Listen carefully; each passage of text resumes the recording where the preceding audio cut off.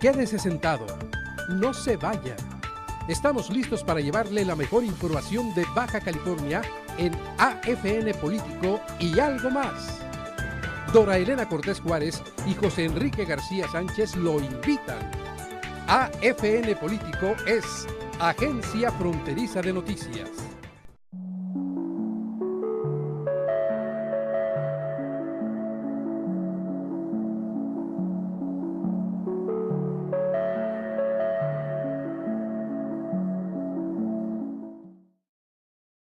¿Qué tal? Muy buenas tardes. Qué privilegio estar llegando a todos los hogares de Baja California a través de la señal de canal 154 de Baja TV y desde luego en vivo, en directo, simultáneamente a través de la señal de Agencia Fronteriza de Noticias, la agencia noticiosa líder en el noroeste del país, a través de su portal www.afntijuana.info. Esto es AFN Político y algo más, producido por Agencia Fronteriza para usted, pensando en usted. Estamos transmitiendo por estas dos vías simultáneamente. Le recuerdo que en punto de las 3 de la tarde está disponible la repetición a través de canal 154 de Baja TV, esta plataforma que operan desde Rosarito nuestros amigos de CNR Noticias. Estamos transmitiendo además en horario diferido a través de canal 123 del primer sistema de noticias de PSN. También en esta opción, llegando a todos los hogares de Baja California y al mundo entero a través de la red de redes. Mire, ya martes 6 de enero, feliz Día de Reyes, martes 6 de enero del año 2015, un día de mucho material, mucha información y de una entrevista muy interesante sobre el tema del patrimonio histórico de la ciudad a propósito de lo que está ocurriendo con la Puerta México y el proyecto de demolición de este gran edificio que fue en algún momento pues ícono de la ciudad, a la entrada, justo a la entrada a territorio mexicano, viniendo del país del norte, esta enorme águila de concreto construida hace ya algunos años. Vamos a platicar aquí con una conocedora del tema.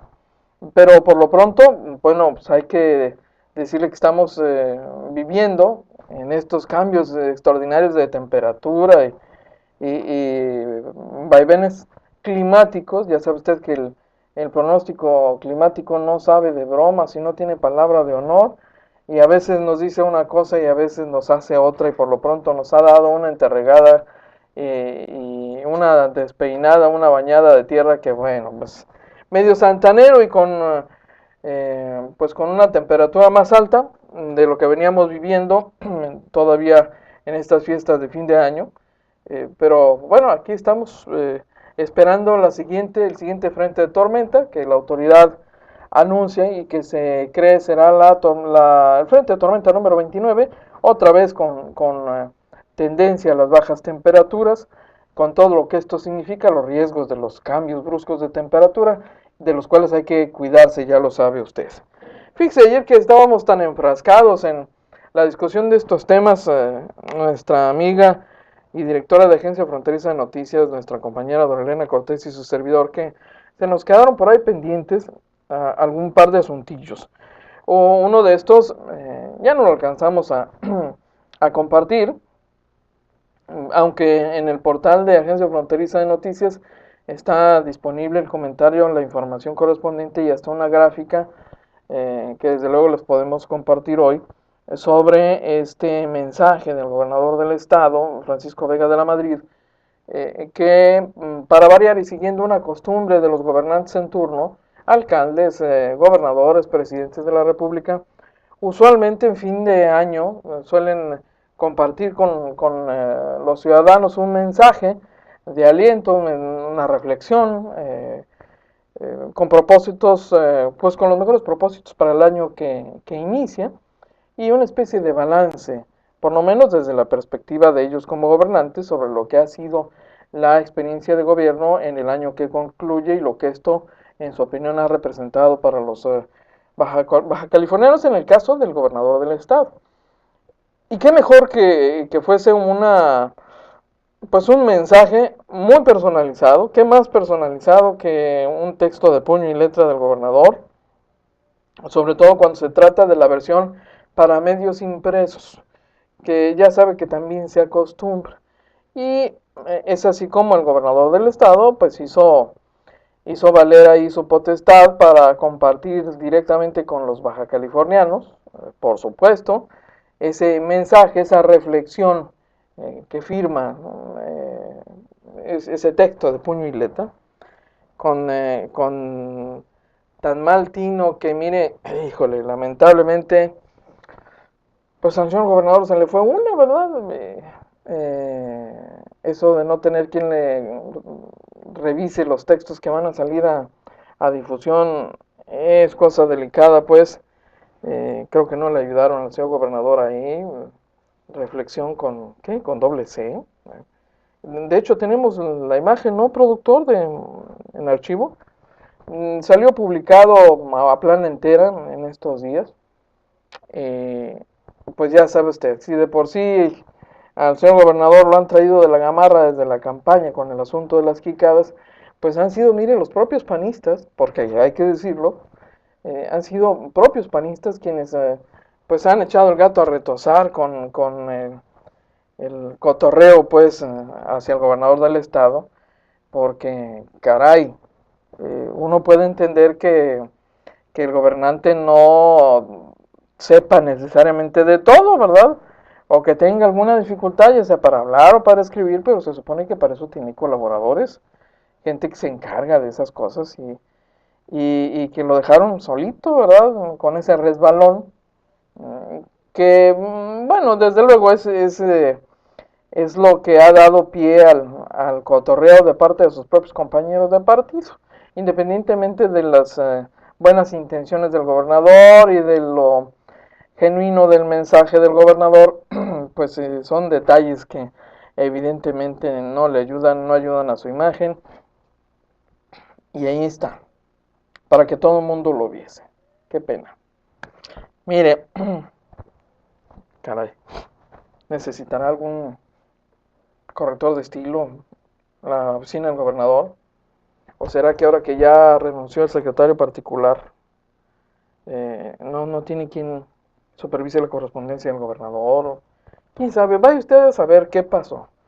Pero algo ocurrió por ahí que dejó mal parado al gobernador del estado, y innegable el hecho de que han sido propios panistas quienes han llamado la atención sobre esto y le han dado duro. Se ha convertido en la comidilla. Bueno, ¿qué digo en la comidilla? En la cenilla, en el postrecillo. Caray, qué pena. Así están las cosas. Creo que el gobernador del estado va a tener que hacer ahí algunos cambios o algunas contrataciones para garantizar pues más cuidado, ¿verdad? ¿Qué le vamos a hacer? Pero mire, a propósito de ese tipo de asuntos y de lo que le comentaba, también se ha venido confirmando, en principio se confirmó la renuncia de algunos servidores públicos, entre ellos el propio secretario particular, Salvador Morales Riubí, que estaría buscando una diputación plurinominal y estaría disputándole esa posibilidad a Héctor Magaña Mosqueda, otro panista que también ya se apuntó, ya se registró. Mire, vamos a una pausa rapidito, regresamos muy rapidito.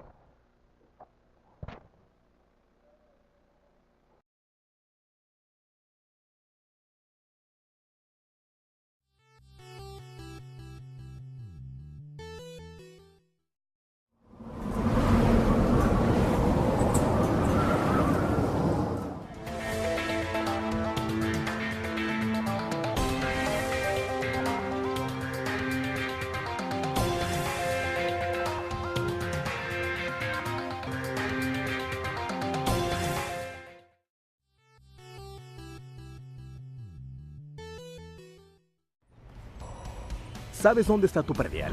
Aquí. Con el pago del predial contribuyes a que nuestras calles sean más limpias y seguras, como la reparación de luminarias en diversos puntos de la ciudad, la limpieza de parques y calles, la recolección de basura en colonias y el retiro de propaganda. Nuestra ciudad merece el esfuerzo. Ayuntamiento de Tijuana.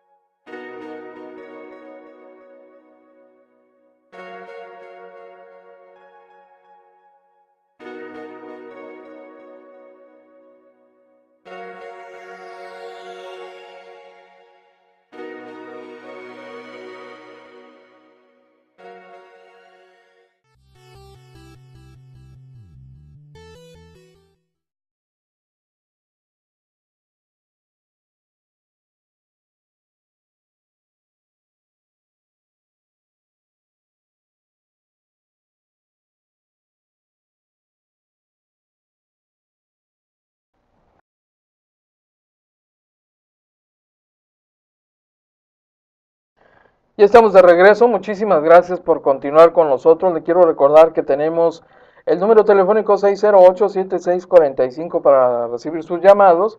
No olvide usted que Agencia Fronteriza de Noticias está presente pues en las redes sociales, en Facebook, en Twitter, en YouTube, y tenemos una dirección de correo electrónico para recibir sus comentarios, recomendaciones, sus tips. Ya sabe usted que esa dirección de correo es a afnpolitico@gmail.com, afnpolitico@gmail.com.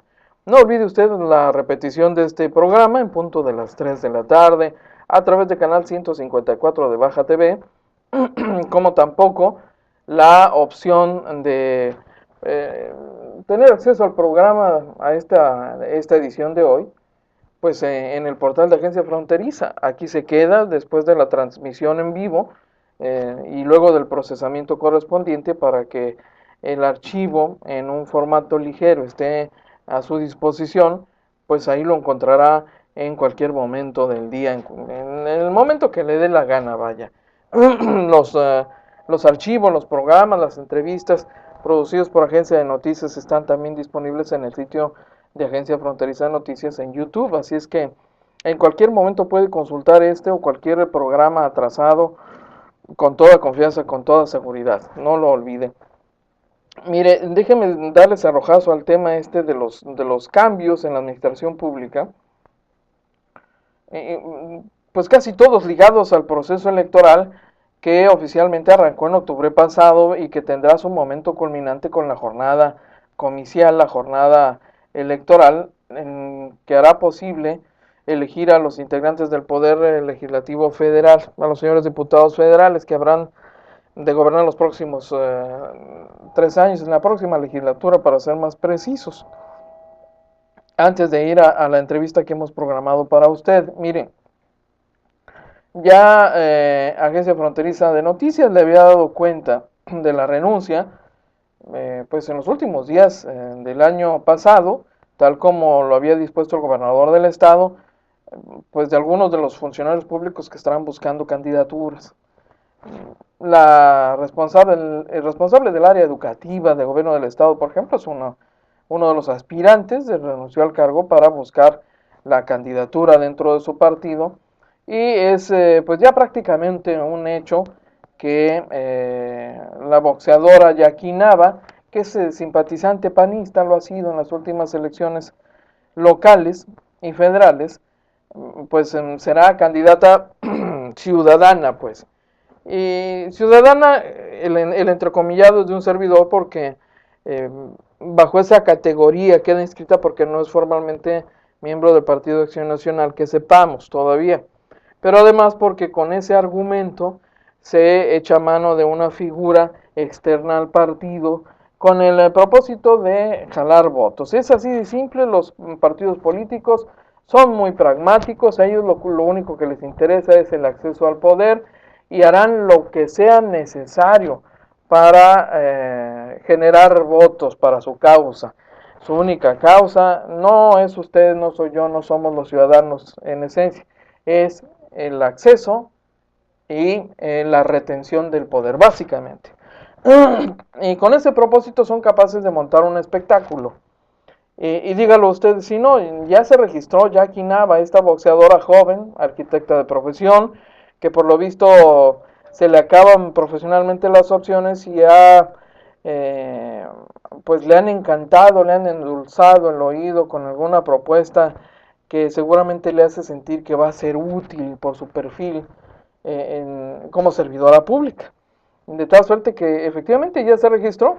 En el PRI, hasta donde sabemos, se sigue discutiendo la posibilidad de postular, pues para que el espectáculo sea completo, ¿verdad?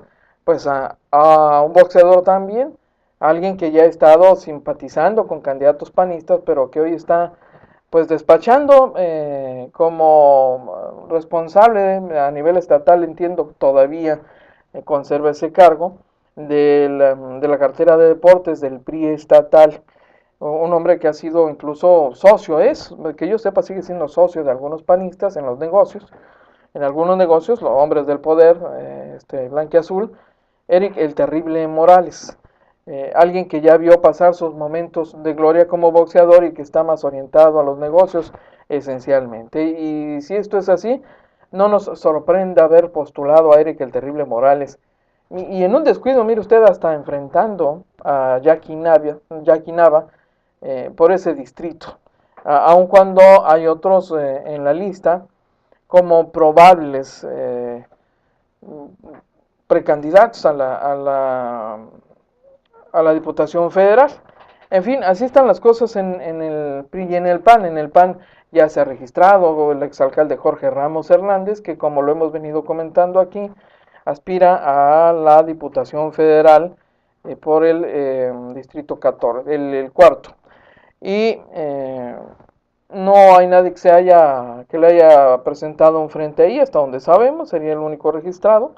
En el transcurso de las últimas horas se han estado registrando otros más, y esto se va a poner sin duda interesante. Veremos de qué cuero salen más correas y finalmente de qué recursos deciden valerse los partidos para ganar a los de enfrente. En este caso, las dos principales fuerzas políticas, que son PRI y PAN aquí en Baja California, que estarían disputándose pues las diputaciones más importantes. No hay que olvidar que el Partido Verde Ecologista de México muy probablemente iría en alianza con el PRI, y para ellos el PRI tendría reservadas un par de candidaturas, una en Mexicali y otra en Tijuana. Entiendo que el Partido Verde Ecologista ya ha decidido incluso quién ocupará esa candidatura en la condición de titular y quién en la condición de suplente, y será cuestión de unas horas más, unos días más, para que muestre sus cartas el Partido Verde Ecologista.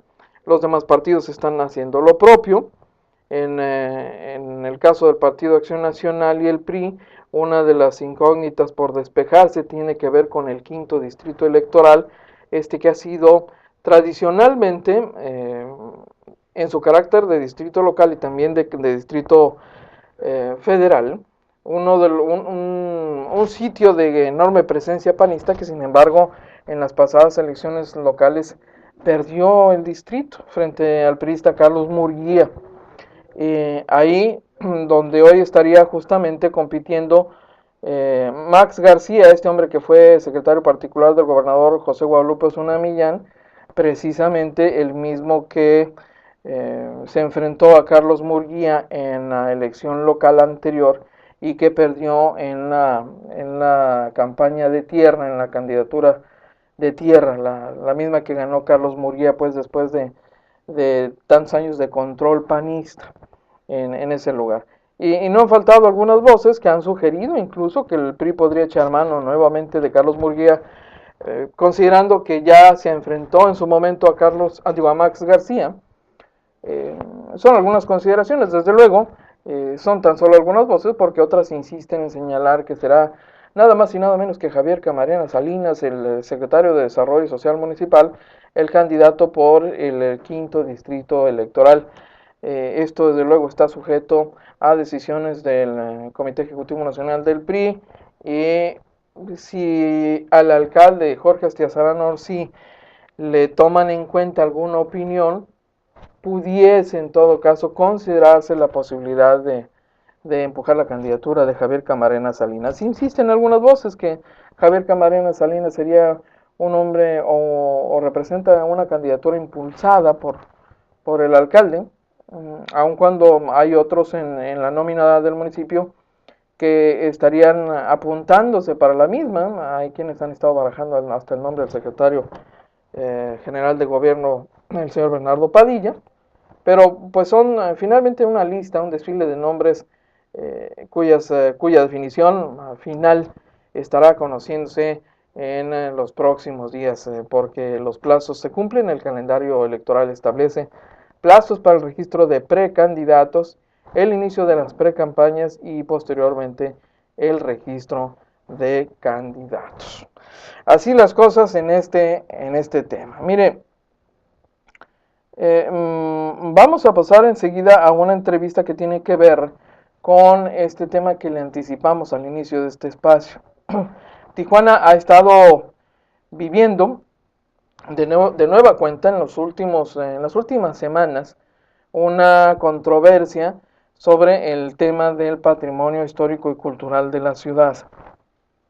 Y esto con motivo de la pretensión del gobierno federal de demoler lo que conocimos por décadas como la Puerta México, esta edificación donde despachaban oficinas de la Federación, la Secretaría de Relaciones Exteriores, la Dirección o Delegación de Servicios Migratorios, entre otras dependencias. La aduana en alguna ocasión, la propia administración de la aduana, en donde llegamos a conocer a Francisco de la Madrid Román Díaz, despachando como administrador de la aduana desde la parte central de ese edificio, que es pues un águila. Ese es el símbolo de un águila, construida en su momento por un arquitecto reconocido, el arquitecto Mario Pani. El hecho es que la sola noticia de que el gobierno federal ya decidió demoler el edificio para dar paso a un proyecto de modernización de la zona, de toda esta zona del cruce fronterizo, para empatarlo a su vez con un proyecto de modernización que los vecinos del norte iniciaron hace ya un buen tiempo y del que hemos visto algunos resultados clarísimos cuando cruzamos al vecino país del norte, pues pudiese decirse que esto ya es un asunto que no tiene vuelta de hoja.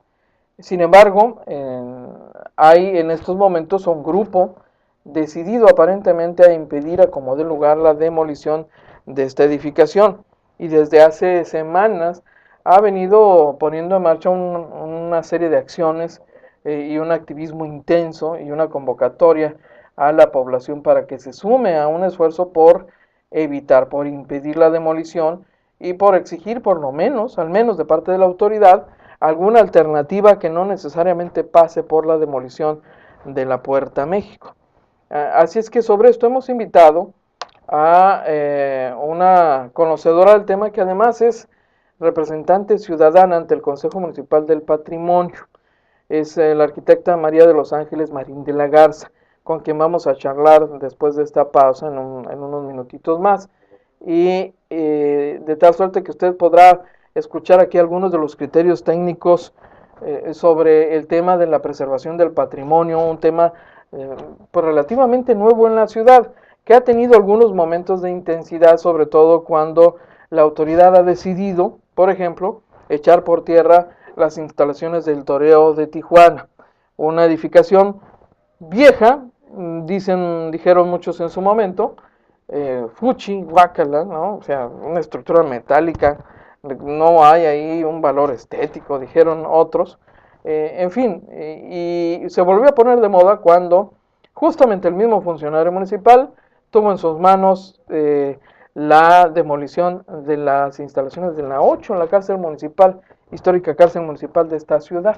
Pero vamos a la pausa y vamos a entrar en materia inmediatamente.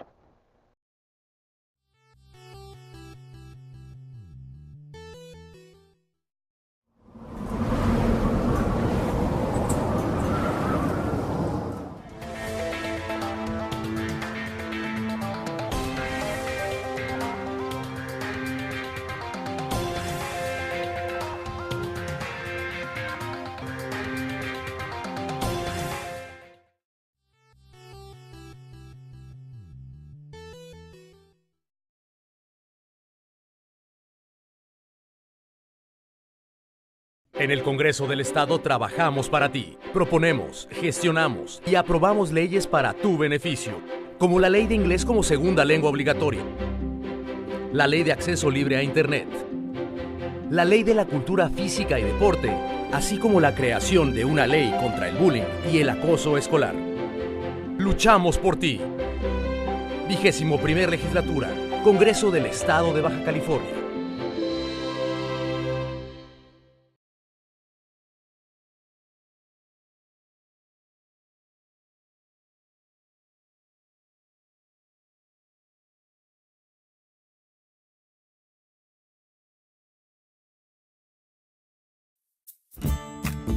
Grand Hotel Tijuana quiere que tu visita se convierta en una experiencia grande. Por ello te ofrece cómodas habitaciones, alberca, jacuzzi, un piso exclusivo para recuperación médica y una excelente ubicación. Además, come delicioso en sus restaurantes o simplemente relájate con una bebida en el 4500 Café Bar. Grand Hotel Tijuana, el hotel que lo tiene todo.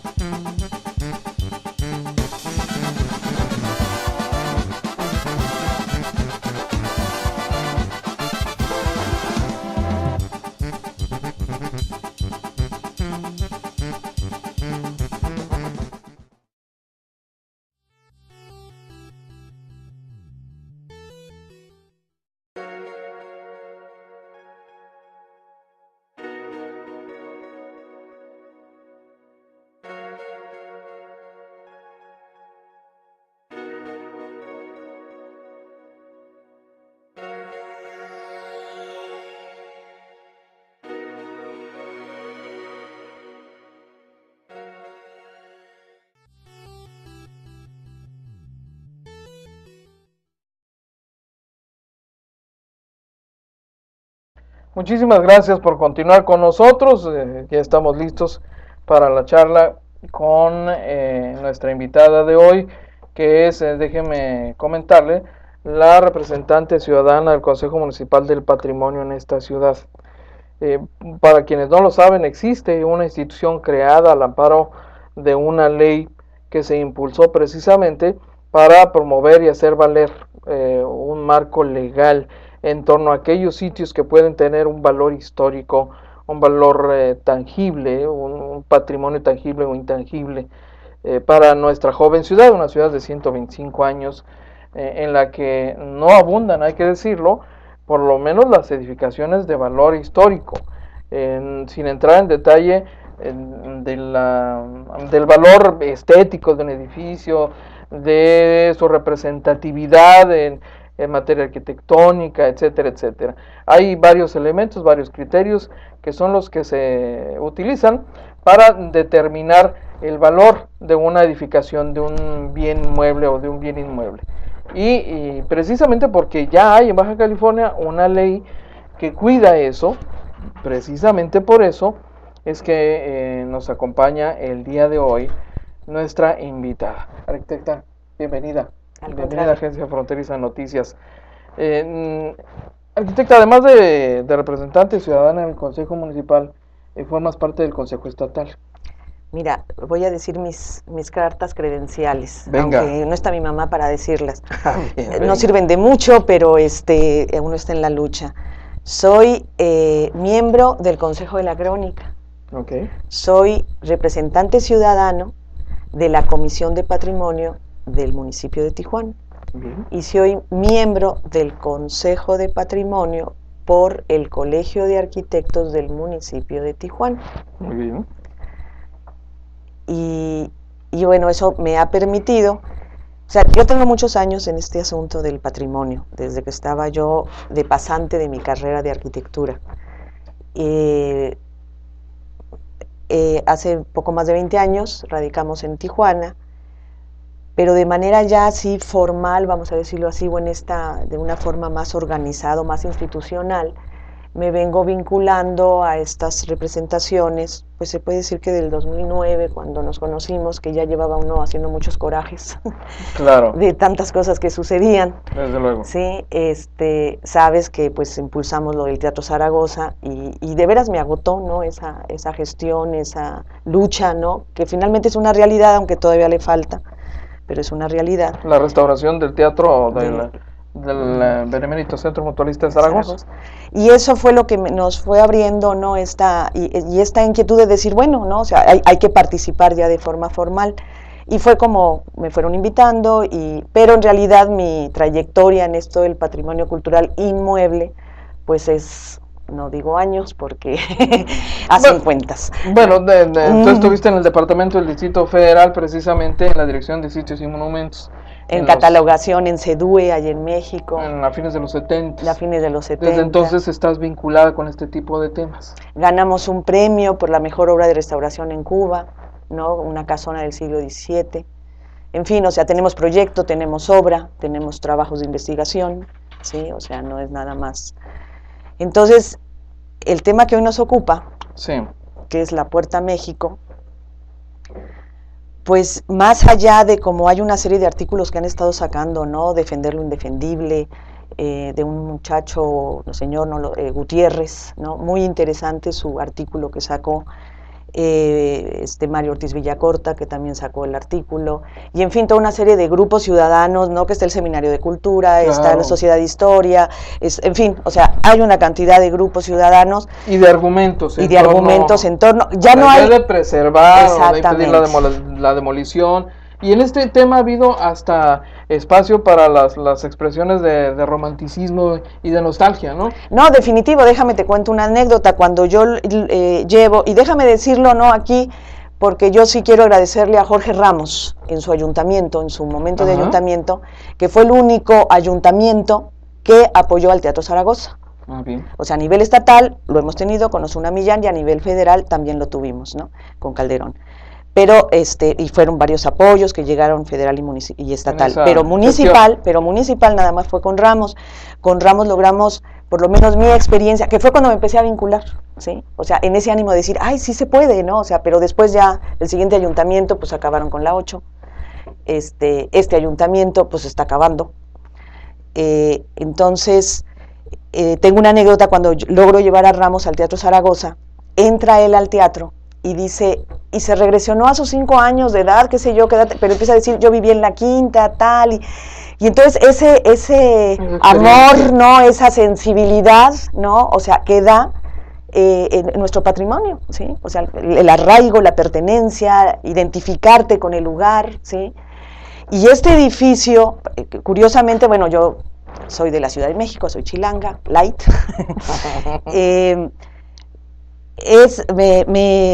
pues yo voy conociendo la historia porque desafortunadamente hay muy poco documentado, ¿no? O sea, en materia de edificaciones, vamos a decirlo así, ¿no? Y este edificio, pues es un proyecto que nace en la época de López Mateos, cuando teníamos un proyecto de nación más definido, cuando teníamos un nivel de enseñanza primaria, media y superior.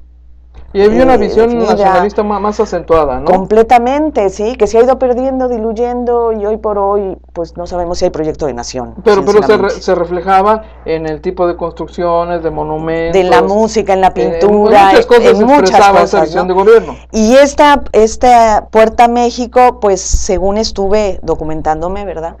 Es un proyecto fronterizo, tanto de la frontera norte como de la frontera sur de México, y no solamente en Tijuana se hicieron obras con respecto a dignificar, vamos a decirlo así, a las fronteras, y darles impulsos económicos, culturales, porque lo dice, o sea, cuando uno baja, que lo bajé también, el programa fronterizo, ¿cómo le llamaban? Programa Nacional de Fronteras, algo así. en los objetivos habla de las cuestiones culturales, ¿no?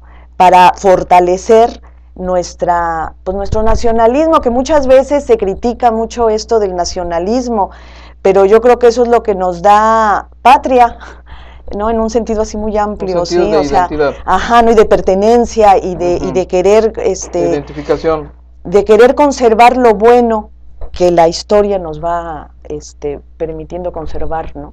claro. Y entonces esta puerta nos dice, o sea, esta edificación es no solo con un enorme significado histórico a mi forma de ver y de analizar, sino también arquitectónico. O sea, yo sí le doy valor arquitectónico, y a lo mejor muchos me criticarán con lo que voy a decir, pero para mí, cuando se hizo esa puerta, fue la obra que impactó tanto en su momento como cuando se hizo el Secut. Bien. ¿Sí me explico? Por los años. ¿Sí? En su momento. En su momento, o sea, fue ¿sí me explico? Que ahora, bueno, pues como toda ciudad, ¿verdad? Va evolucionando, pero no le quita ese valor, ¿no? Que cuando tú lo analizas, incluso estuve viendo fotos viejas y estaba limpiecito aquello. O sea, ves esa volumetría que tiene, esa proporción, que yo digo, y viendo, hay un punto que quiero tratar, está medio revuelta mi exposición, pero una de las cosas que señala la ley de patrimonio, que aquí la traigo, es que cualquier intervención, propuesta que se quiera hacer en los bienes susceptibles, incluso que no estén declarados, la ley dice susceptibles de ser declarados, tienen que solicitar, ¿verdad? Y presentar las propuestas, ¿verdad?, a la Comisión de Patrimonio, y esta a su vez elevarla al Consejo. Este edificio, si bien paradójicamente en el 2011, que en este proyecto que tengo yo aquí, que lo bajé por internet, que parece ser que en el 2011 lo presentaron a los diputados, efectivamente se planteaba esa intención, no estaba en la lista, efectivamente, ¿no? Aquí yo tengo una lista, la última que publicaron, y efectivamente no está. Sin embargo, este año 2014, una de las tareas de este nuevo gobierno, ¿no? Porque pues ya ves que acaba a nivel estatal, y bueno, pero a nivel estatal el ICBC nos solicita a las comisiones que hay que actualizar estas listas. Todo este año no le hemos pasado todos trabajando las comisiones para entregar estas listas, y está en las listas. Como propuesta para las declaratorias. Me llama la atención, y voy a empezar a me llama la atención que el Consejo de Patrimonio está integrado por una serie de personajes, empezando por el gobernador, que lo representa el director del ICBC, es el secretario de SIDUE, ¿sí? Claro que mandan a sus representantes, tristemente, ¿no? Pero, o sea, es así. De cada municipio, supuestamente el alcalde manda a su representante, y el Colegio de la Frontera Norte, ¿no? Los colegios de ingenieros y arquitectos. Este proyecto que tengo aquí, no sé si lo están pasando, vienen las recomendaciones del Colegio de la Frontera Norte. El Consejo de Patrimonio tiene en su haber, ¿qué te gustan? 15 años, yo creo que de formado, bueno, cuando empezó la ley, ¿no? Efectivamente. Entonces yo creo que cuando hay un puesto, o sea, cuando hay una silla en un consejo, ¿sí? O sea, una silla apartada para cada uno de los representantes X, en este caso me llama la atención Colegio de la Frontera Norte. Que es una institución académica. De investigación reconocida. Parece que se vinculó a este proyecto, porque al final vienen, y te lo voy a mostrar, ¿sí? Premisas, tal. Vienen las recomendaciones del Colegio de la Frontera Norte. Y resulta que no viene recomendaciones del Colegio de la Frontera El Chaparral. Se requiere el desarrollo de la fase 2, se requiere la expansión de los horarios, la instalación de una nueva línea Sentry, mejorar señalamientos, mantener abiertas todas las líneas, se requiere la construcción de nuevo, ¿Y patrimonio? Porque digo, entonces, ¿para qué tiene una silla en el consejo? Si estoy entendiendo bien, arquitecta, la pretensión del gobierno federal de demoler esa edificación y la nueva propuesta ni siquiera han sido presentadas al Consejo del Patrimonio del Estado. Porque el paso, el protocolo es primero comisión y luego consejo, pero igual digo, si te lo quieres saltar y irte a la comisión, hazlo. El gobierno federal podría decir, pues, la edificación es federal, la instalación es federal, yo hago con mis bienes lo que a mí me dé la gana. Sin embargo, según leí, tanto el maestro Ortiz Villacorta como el Ruanova, el exdiputado, no sé qué es Ruanova, señalaron en una que estuvieron ahí, que este edificio es estatal. Ajá. Entonces, bueno, tiene uso a la mejor federal, pero la propiedad es estatal, quiero entenderlo así. Que es posible que el gobierno federal tenga mayor autoridad que el gobierno estatal en una propiedad estatal, sería la pregunta, ¿no? Y el siguiente punto, incluso yendo más allá, aun si la instalación, el terreno fuese federal, y el gobierno federal pudiese legalmente decir, es facultad mía decidir sobre mi patrimonio, y yo decido tumbarlo, demolerlo, ¿está previsto en algún punto que aún un proyecto de carácter federal deba por lo menos ser notificado al Consejo del Patrimonio, considerando que este es un edificio que ha sido considerado en la lista de sitios candidateables para una declaratoria? Mira, una de las cosas con las que se cubren pues todos es que, por ejemplo, Bellas Artes tiene su lista, ¿no? Claro. Y yo no sé hasta qué punto ICBC ha mandado, por ejemplo, los que se acaban de declarar, yo no lo sé.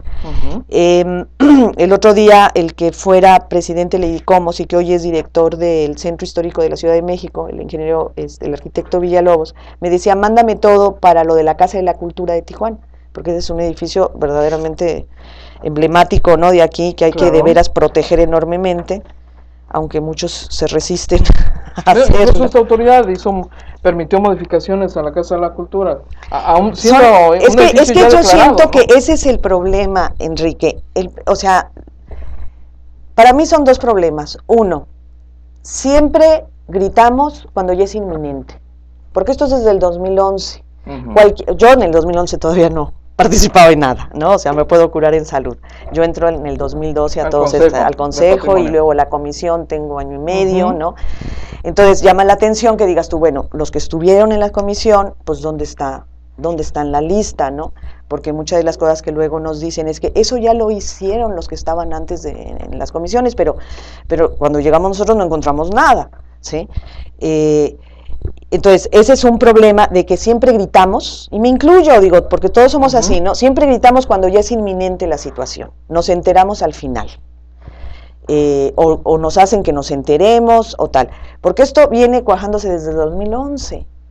La intención de hacer modificaciones a la zona. Exactamente, cuando se hizo incluso que vino Calderón a inaugurar, pues me imagino que ya estaba todo esto, claro. Ya estaba todo esto cuajado y la fase 2 y están hablando aquí, ¿sí?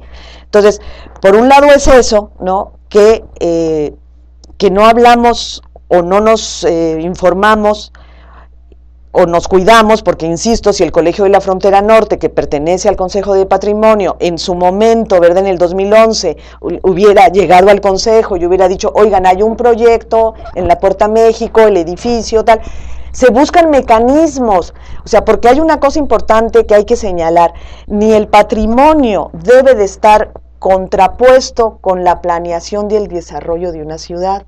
Nuestra ciudad y la modernización. Esta ciudad es fronteriza y esa es su esencia y es la que la ha hecho desarrollarse como se ha desarrollado. Entonces, claro que no perdemos de vista eso, claro que sabemos que es importante que haya este flujo y esta forma fácil de los cruces, pero tampoco podemos nosotros quitarle peso y valor a nuestro patrimonio. Entonces, es negociar como todo en la vida. Si nosotros analizamos este proyecto, se puede conservar, si hay voluntad política, se puede conservar, porque no inventamos el urbanismo nosotros. Si Haussmann lo hizo,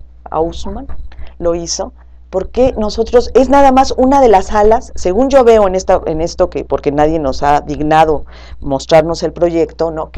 O sea, que por ley nos lo tienen que demostrar, ¿sí?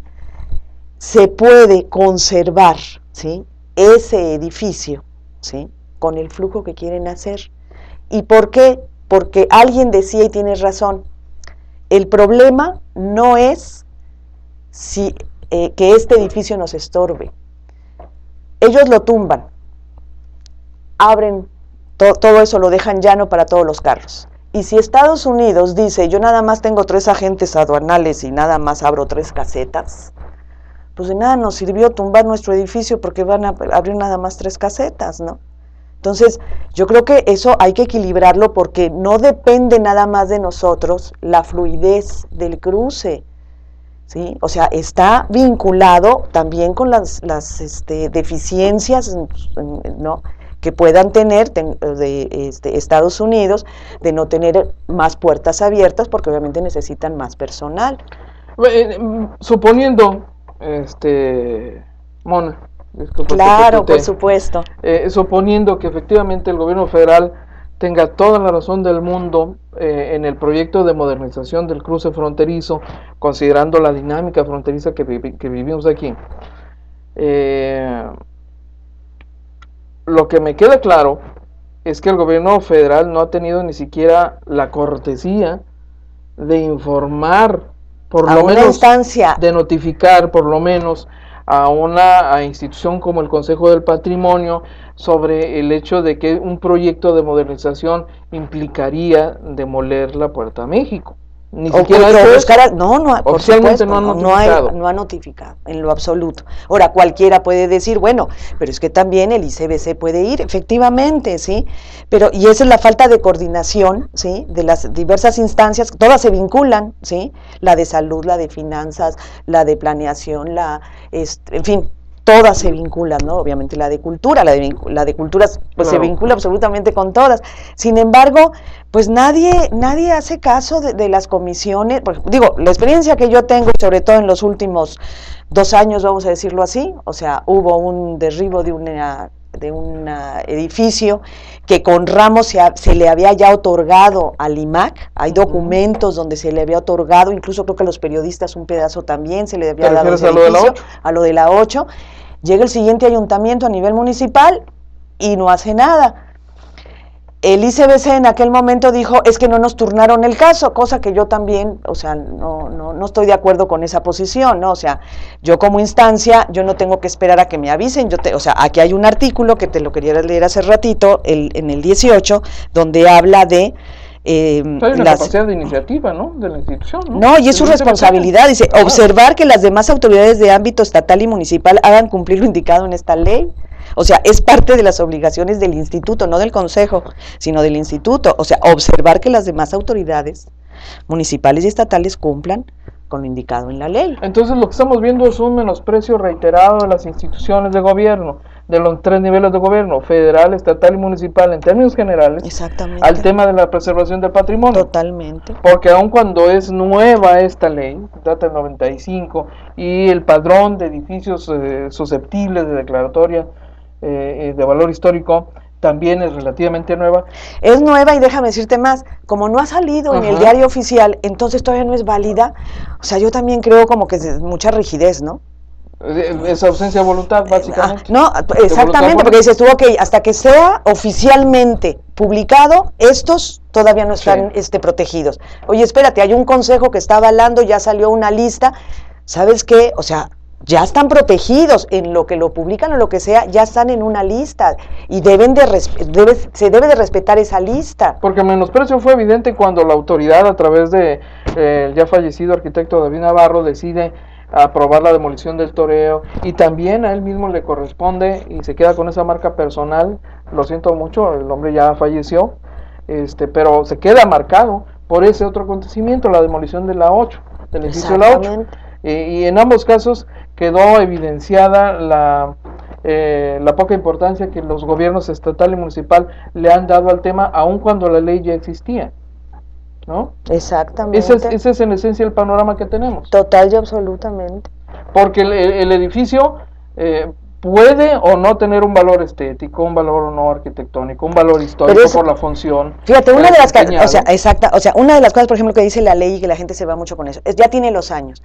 Mira, tú puedes tener 10 años, pero si ya se te reconoce un talento, pues digo, no necesitas cumplir los 50, ¿verdad? Ni lo antiguo por viejo ya es susceptible de declararse de valor histórico, ¿no? Entonces, esa Puerta a México, ¿sí?, para el tijuanense, para los que vivimos aquí, o sea, tiene una significación, tiene toda una historia detrás y tiene un valor arquitectónico, hay que reconocerle su valor arquitectónico. El que nuestra Tijuana no tenga esa arquitectura, claro. o en sí su arquitectura, ¿sí? Claro, o sea, claro. Nuestras torres de Aguacaliente, ¿sí me explicó? Sí. Bueno, pues son las torres, otros están aquí y allá, ¿no? Pero esa es arquitectura, o sea, digo, es lo que se da, es ese diseño, es ese momento en que se hace, exactamente, a una ¿no? época y a una exactamente, ¿no? O sea, no es obra de albañil, pues, sí. Y lo mismo es esta Puerta a México, ¿sí? O sea, es una obra con un sistema constructivo, ¿verdad?, que se reconoce detrás. Unos dicen que es de Mario Pani, otros dicen que es de alumnos de Mario Pani. Es como el Secut, unos dicen que es de Pedro Ramírez Vázquez, otros de Rosen y otros claro. de no sé quién. Pero, ¿no? Bueno, pero al final de la historia claro. son arquitectos con una experiencia, con un conocimiento, ¿verdad?, que vaciaron su creatividad y lograron un objeto que es digno de conservarse, de respetarse, más en una era de la sustentabilidad. Bueno, ese es el otro punto. Habría que decir que no necesariamente todo lo que hizo Mario Pani, porque fue Mario Pani, es digno de reconocimiento, o porque lo hizo Pedro Ramírez Vázquez, porque en última instancia el edificio del Centro Cultural Tijuana es una copia de otro proyecto similar que hay, vaya, es hasta un refrito. Pero, pues dicho así, ahí abiertamente, pues ahí están los datos que hablan del otro proyecto, es similar, vaya, pero o el hecho de que algún arquitecto haya sido el favorecido por un régimen X, no necesariamente convierte a todas sus obras en las grandes obras. Fíjate que es una de las polémicas que hay dentro del campo de los criterios, ¿no?, del patrimonio, ¿no? O sea, esto vale por quien lo hizo o por lo que es, ¿no? Y entonces ahí es donde, porque luego hay casitas, ¿verdad?, donde dicen, porque no es lo mismo la casita, no sé, ¿no?, de algún mártir, de alguna o de Javier Batis. Ándale, por ejemplo, ¿no? Javier Batis, su casa. Muchos quieren que se ponga en la lista. Porque bueno, muy modesta, pero bueno, es de Javier Batis por lo que ha hecho, tal aquí y allá, ¿no? Y esas son las que al final de la historia, si la ciudadanía lo quiere, pues claro que se pone, ¿sí me explico?